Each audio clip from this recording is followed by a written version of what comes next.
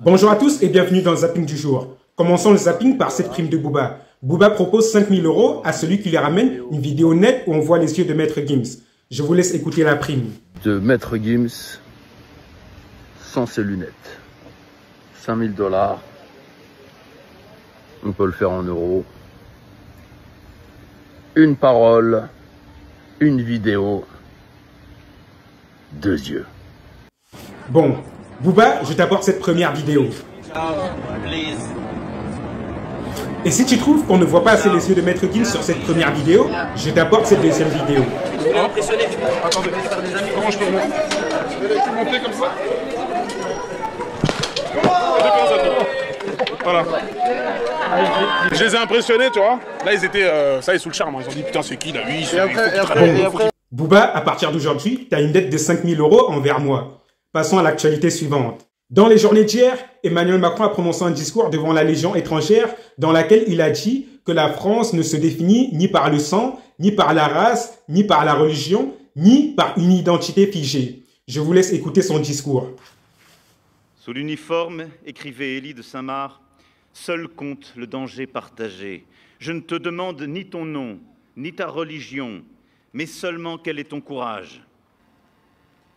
Soldats sans passé, vous portez une mémoire glorieuse de la France. La France en laquelle vous croyez, celle que vous avez librement choisie, qui vous a accueilli, celle qui n'abandonne jamais ses enfants, pas plus qu'un légionnaire n'abandonne ses morts ni ses blessés. Et nous pensons à chacun de vos camarades tombés au combat, à leurs familles et à leurs proches. La France en laquelle vous croyez, celle qui ne se rend pas à la loi du nombre, qui debout impose le respect dans la noblesse de ses combats. La France, patrie de volonté et de bravoure, qui ne se définit ni par le sang, ni par une race, ni par une religion, ni par une identité figée, mais une volonté chaque jour recommencée d'accomplir de grandes choses, avec une poignée de notre terre dans la main, un rêve d'universel. Bon, un idéal. Monsieur le Président, c'est bien d'avoir de beaux discours, mais il faut les mettre en pratique. Vous avez un ministre de l'Intérieur qui ne cesse de faire le contraire de ce que vous venez de dire dans votre discours. Soit il faut le limoger, soit il faut le recadrer. À vous de jouer, Monsieur le Président. Passons à l'actualité suivante. Regardez la vidéo de cette petite qui est en train de lutter contre la faim. Regardez.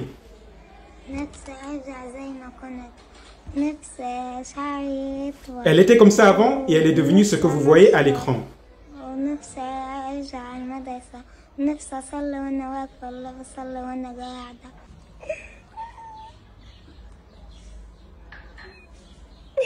Comment vous pouvez supporter un gouvernement qui fait subir ça à des enfants?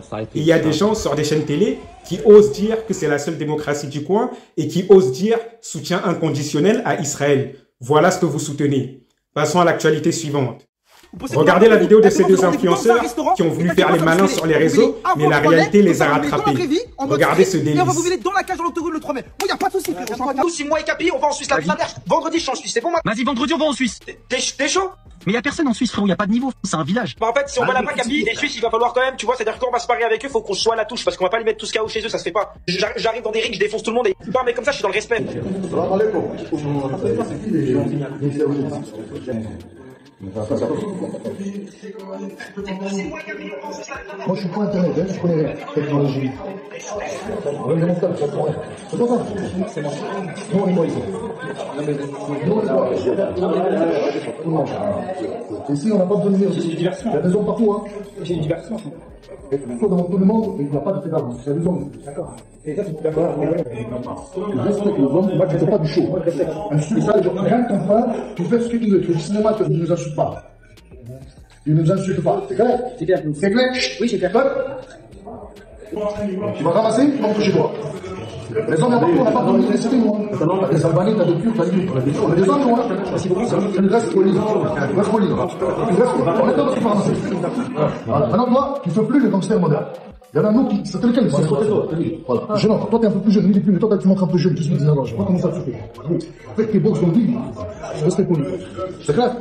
Il n'y a rien de ces trucs de pédale. Il y a l'autre, il baisse la femme de je sais pas qui c'est quoi ça. Soyez deux hommes à main à bouche. Dans ta bouche. Moi, je suis ça. Vous pensez qu'on a peur de vous? Elle demande de rendez-vous dans un restaurant et t'inquiète pas, ça va se mêler. Bon, les influenceurs qui aiment bien jouer les racailles sur Internet, souvenez-vous qu'Internet, ce n'est pas la vraie vie.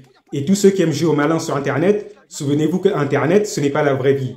Et en parlant d'influenceurs, regardez cette nouvelle. Cette influenceuse indienne s'est donné la mort car elle n'avait pas assez de followers. Regardez.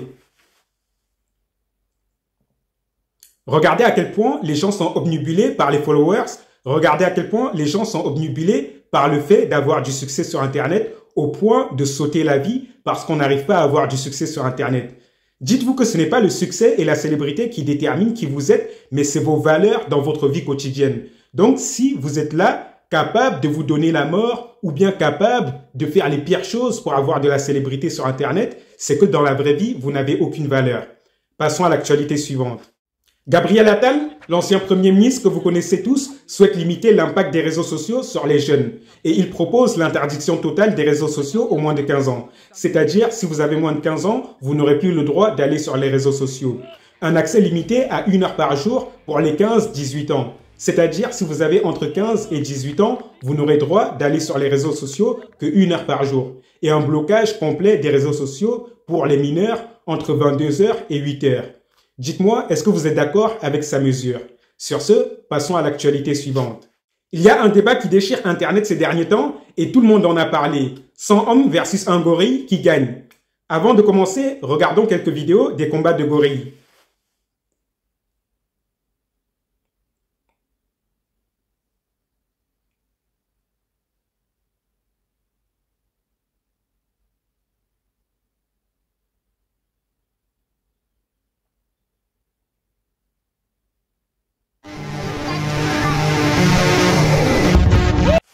Maintenant, répondez à la question, pour vous, 100 hommes versus un gorille, qui gagne? Les 100 hommes ou bien le gorille?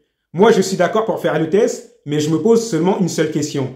Qui aura le courage d'aller en premier face au gorille? Sur ce, passons à l'actualité suivante. L'Angleterre et l'Écosse ont adopté une nouvelle loi. À partir du 1er juin, les femmes transgenres n'auront plus le droit de participer aux compétitions de foot avec les vraies femmes. Est-ce que vous êtes d'accord avec cette loi ou pas? Personnellement, je suis d'accord à 100% et ça devrait être la même partout. Parce qu'une femme transgenre ne sera jamais une femme. Une femme transgenre sera toujours plus forte qu'une vraie femme. Et je vous montre une vidéo pour vous illustrer la situation. Regardez cette vidéo.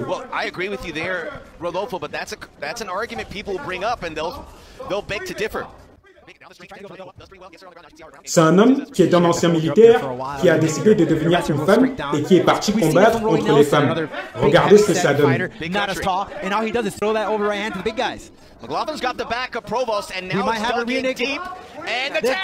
Et à partir de là, vous comprenez une chose, les transgenres ne seront jamais de vraies femmes. Donc arrêtez de les mélanger avec les vraies femmes, arrêtez d'aller les faire concourir contre les femmes parce que c'est injuste pour les femmes. Sur ce, passons à l'actualité suivante.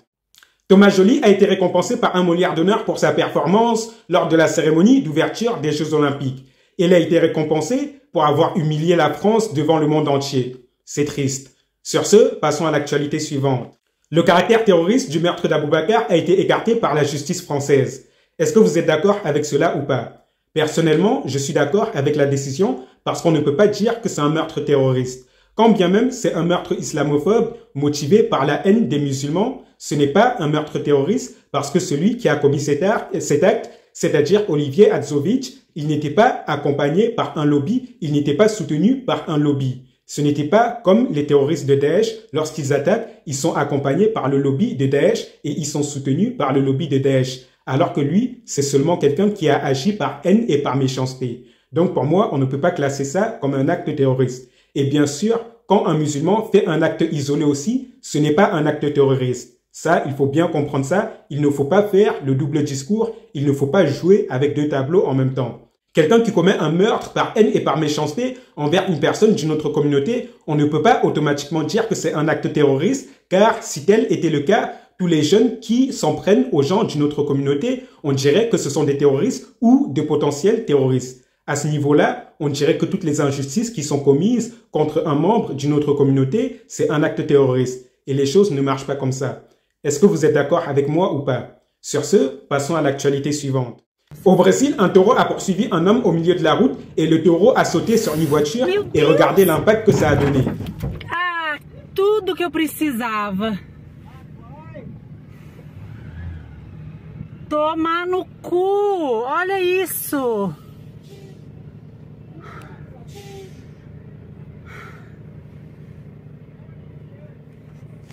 En un impact, le taureau a complètement démoli la voiture. Je pense que les hommes ils sous-estiment trop les animaux. Sur ce, passons à l'actualité suivante. Vous aimez bien la Corée du Sud et vous aimeriez que la France soit comme la Corée du Sud? Regardez cette suite compliquée des présidents sud-coréens. Yoon Suk-yeol, destitué pour coup d'État raté. Moon Jae-in, inculpé pour corruption. Park Geun-hye, condamné à 25 ans de prison pour corruption. Lee Myung-bak, condamné à 15 ans de prison pour corruption et détournement de fonds. Roh Moo-hyun, accusé d'avoir reçu des pots de vin, il s'est donné la mort. Roh Tae-woo, condamné à 17 ans de prison pour corruption. Chun Do-hwan, condamné à mort pour corruption et complicité de massacre. Maintenant que vous avez vu la liste des suites compliquées des présidents coréens, laissez-moi vous poser une simple petite question. Est-ce que vous voulez que la France devienne comme la Corée? Et la raison pour laquelle je vous pose cette question, c'est parce que souvent, sur les réseaux, il y a des gens qui aiment bien citer la Corée, ainsi de suite, pour dire que la France devrait être comme ces pays-là, ainsi de suite. Moi, je vous dis quelque chose. Vous ne savez pas comment ça se passe dans les autres pays et ne cherchez pas à ressembler aux autres pays. Parce que parfois, les pays que vous idéalisez, ce sont des pays qui sont encore plus corrompus que la France. Soyez content d'avoir le pays que vous avez et cherchez à l'améliorer en vous améliorant vous-même. Sur ce, je vous dis à la prochaine vidéo.